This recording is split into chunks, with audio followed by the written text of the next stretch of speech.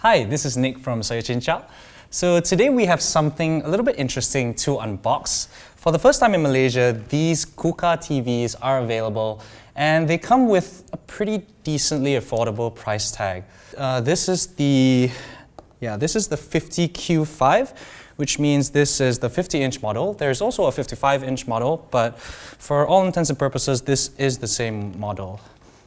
So if you look at the front, you can see that it comes with Android TV OS, which means that you'll have access to Google Assistant, as well as the Play Store and whatever else you expect to get with Android TV OS. So this is the front. Let's unbox it.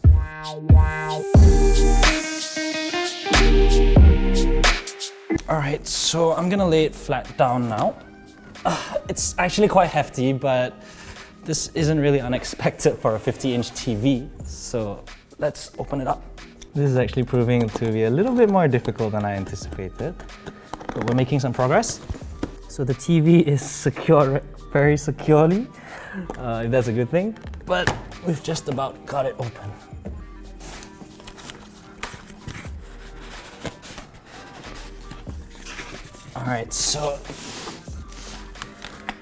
Alright, so this is proving to be a little bit scary because I don't want it to fall flat on its face before we've even seen it, but I am trying my best, so bear with me. Oh, okay.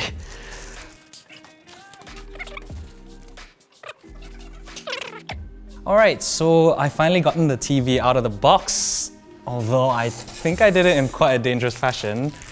Either way, let's have a look at what comes along with it. So these are the stands. This is the stand for the TV. Yep. And so it comes with a message from Coocaa and wall mount instructions, as well as all your usual manuals and quick setup guides. Let's put this aside. We've got two screws here that we will use, I presume, for the stand, or for the feet. Let's move on. Let's get rid of this. Alright, so this is a standard power cord. And we have all the regular stuff that you would expect. A couple of screws and some parts for the wall mount, I assume. And some free Jiaying batteries. Cool. So let's get to the actual TV itself. Oh, this is pretty big. Okay, now that we've got all that out of the way, let's have a look at the TV. All right, so these are the slots for the feet. Right off the top of my head, it does seem like it has a relatively large footprint. Kind of reminds me of those older plasma TVs back in the day, but let's just see how it looks. So the bezels are quite thin, definitely not too bad at this price range. So the panel does seem like it's a little bit loose. I'm not sure if that's by design or not, but it's all right for now. Let's take a look at the back of the TV before we actually set it up. So right over here, you have a slot for an antenna, digital antenna. There's two HDMI slots here. I believe these are HDMI 2.0 slots. And there is a port for, there's one more HDMI port here. According to the spec list, it's supposed to come with two HDMI 2 ports and one HDMI 1.4 port. So I think this is the 1.4 one. There's also a standard USB port, as well as what looks like a USB 3.0 port. So that's quite interesting.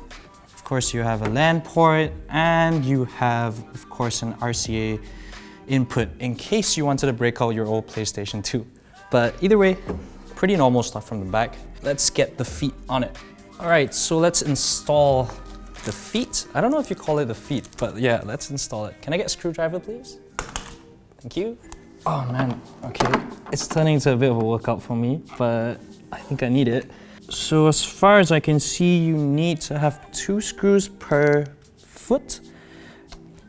I don't know if this TV is gonna make it through this unboxing because this actually seems like a 2-man job, but it's fine for now. All right, so now we have the feet on. Let's put it up. Oh! Honestly, this was quite a tiring experience and I haven't even done anything other than set it up. It's not plugged in or anything, but let's move on to that now. Okay, so you have a standard power cord. All right, so if you look at the back, there is let me move this around so you can see it. This is where you plug in the power cable, and there seems to be a power button over here, which does seem a little bit old-fashioned. All right, so we've plugged it in. Jeez, this is a workout. All right, so we've got it set up now. Let's take out the remote first of all. So the remote in itself looks relatively ordinary, but there is a microphone button here, which does make sense given that the TV will be on Android TV OS. So you should be able to use Google Assistant by pressing this button. I'll give it a go. I'll turn it on and see how it works, but for now, let's pop in some batteries. This TV is definitely making me go through quite a lot of work to get it set up, but I suppose it's TV.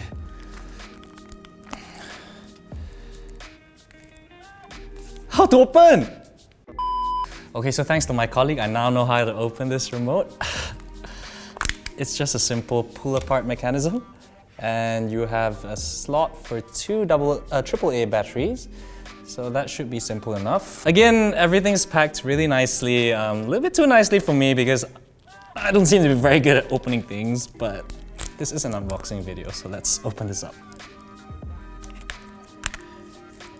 You know, it's pretty simple to put in. It is a little bit... All right, cool. Right, so let's turn it on, finally, because honestly, I am exhausted, but let's give it a go. So of course, we start off with a start screen that says Coocaa, which is a pretty cute name if you think about it. Right, so just something I noticed. This remote does seem to be working by infrared as opposed to Bluetooth, which is a little bit of a surprise given that you need Bluetooth to be able to use the mic in the remote for Google Assistant. But we're still in the setup phase, so I'll see if I can connect it via Bluetooth. But at the moment, it seems to be working by infrared because, you know, if I cover it, nothing's happening. So yeah, let's set it up for now. All right, so this is pretty standard. You can sign in on your Google account, which I am not going to for now, and just accept all of this blah, blah, blah. All right, so it looks like we have it all set up. This is the standard homepage you get from Android TV OS. So you have Netflix. Oh look, so you actually have a Netflix button, just a shortcut to take you directly to the app. And you have a Google Play shortcut as well. This is amidst the usual, you know, dials and numbers and whatever buttons that you get on normal TVs. So for now, let's try the Netflix button. So far, the apps have been loading relatively quickly. This is powered by MediaTek MT5596, and it appears to be all right for now. All right, so let's use the Netflix button and just open up the app. I've just signed in off camera because I did not want everyone to know my password. But either way, let's go. So I have the full, I can't remember what the account is called, but I have the account that has 4 accounts, which gives you UHD content. So let's see if we can watch 4K content on this TV. So let's look for something that would obviously be in 4K, like Stranger Things. So, oh, if you look here, it seems like it's not in 4K. It's only in HDR, which I'm not too sure why, because this is Android TV OS and you shouldn't really have any problems with Netflix certifications or any Wi-Fi problems, but you know, we'll definitely explore more on that in the future. For now though, it looks like we can't view Netflix content in 4K. Let's see if there's anything else.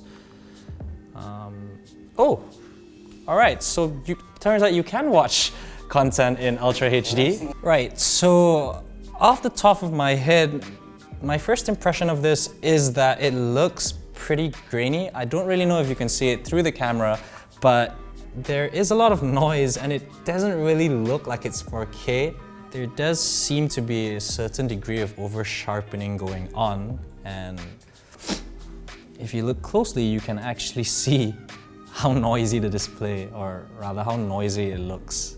Right, so while that didn't look too great, let's give it another shot and load up Master of None, which is a really great show. This is also in Ultra HD 4K, and let's see how it looks. So right, this is Master of None. This is in 4K. It still looks quite grainy to me, but let's give it another shot with something else. So we'll go back to the home page and let's load up YouTube. And look what's already here. So let's watch this unboxing in 4K. Right, so this actually looks better than what we saw on Netflix earlier. You can tell that it's 4K, but at the same time, there is still a little bit of noise in the background, in the dark spots. But, you know, to be honest, I don't think this is the worst thing to say. It's just a little bit inconsistent depending on what you're watching. So far, I've had a look at 1 or 2 episodes on Netflix, and some of them look really great and some of them look a little bit grainy, but for now we're gonna reserve judgment on that and just be happy that this TV can actually play Netflix in 4K and the app loads up pretty decently, and there's not really any issues I have with this at the moment. So let's go back to the home page and let's take a look at what else we can do. So as I said repeatedly, this remote is infrared at the moment, but perhaps we can connect it via Bluetooth if we pair it. So we'll just go to the settings, scroll down to Bluetooth accessories, and let's have a look. All right, so it doesn't appear that we can find this device, even though I'm searching for Bluetooth accessories.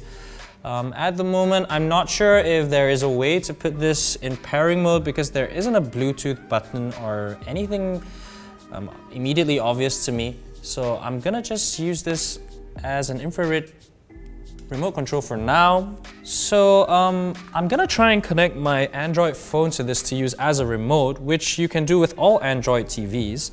So let's pull up the Android TV app.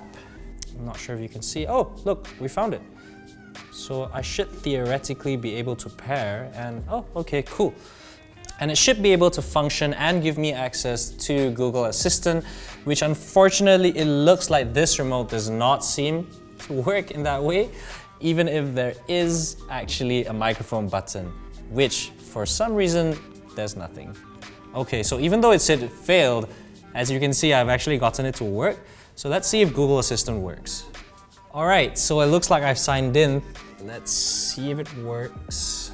So the TV so far has been responding reasonably quickly. I have no idea why YouTube just opened, but the TV has been responding reasonably fast. So the only thing is I can't seem to get Google Assistant to work for now, but I'm trying to set it up using my phone and we'll see if it works. All right, so let's try to use Google Assistant from my phone. Open YouTube.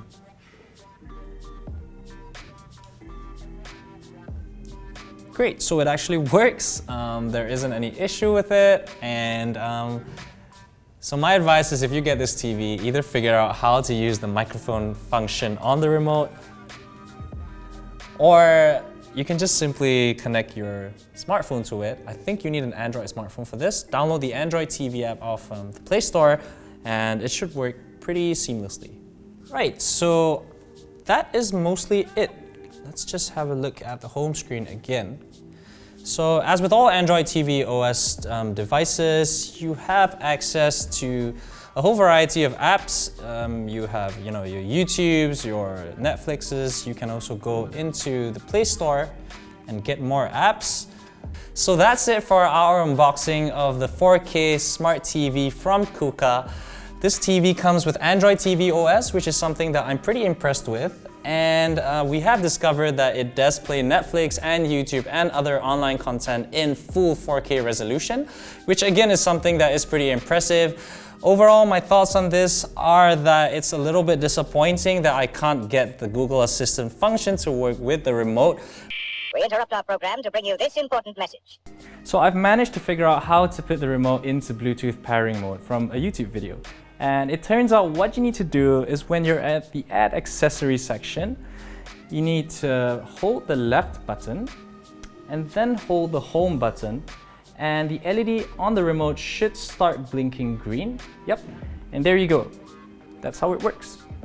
But at the same time, at this price point, it is pretty good to still have the official Android TV OS, which isn't that common on TVs in this price range. As for the build, the TV does feel a little bit flimsy, but given that you'll be probably never touching the display like I am right now, it's not really something to worry about too much. For the time being though, I'll reserve any future judgment on the TV until I have more of a chance to review it and to see what the TV can actually do. So if you enjoyed this video, make sure you give it a thumbs up, like our Facebook page, subscribe to our YouTube channel, and hit the notification bell icon so that you can stay updated on any future videos. So that's all from me today. Thanks so much for watching. Bye.